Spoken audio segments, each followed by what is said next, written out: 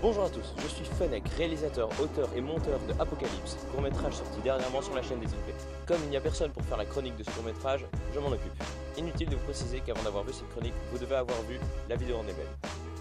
Ah oui, petite précision, la vidéo est uniquement disponible sur ordinateur, elle est bloquée sur smartphone, donc pas la peine d'essayer. Apocalypse est la suite directe de Genesis. Si on s'y penche un petit peu plus, on voit que les deux ont beaucoup de similarités, aussi bien au niveau de la forme que des plans.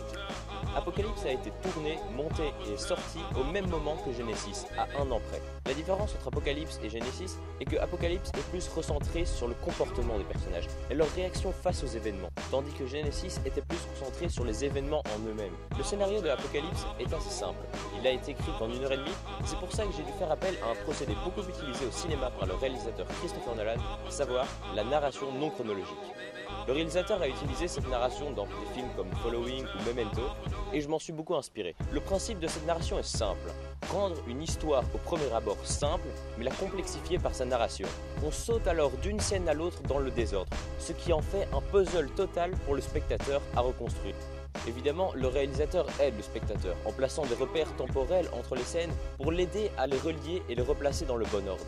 Dans Apocalypse, c'est par exemple avec le paquet de biscuits qui peut ressembler à un placement de produit, le totem, Monax qui est torse nu ou habillé, le feu, le sac poubelle dans la cave. Si vous avez vraiment voulu comprendre le court-métrage, vous aurez dû regarder ce court-métrage 2 fois, pour ainsi comprendre toutes les subtilités et détails que vous aurez manqué au premier visionnage. Il existe aussi une version chronologique de Apocalypse, donc avec les scènes dans le bon ordre. Vous trouverez le lien à la fin de la vidéo.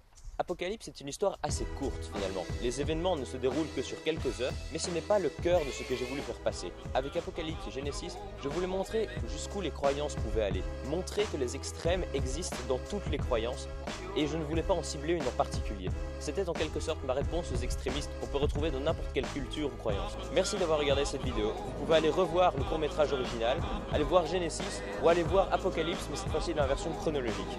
Si ce genre de court-métrage vous plaît, venez faire un tour sur notre chaîne. Vous pourriez être agréablement surpris. Et si ça vous plaît vraiment, alors vous pourrez vous abonner. Sur ce, merci de m'avoir écouté. Salut.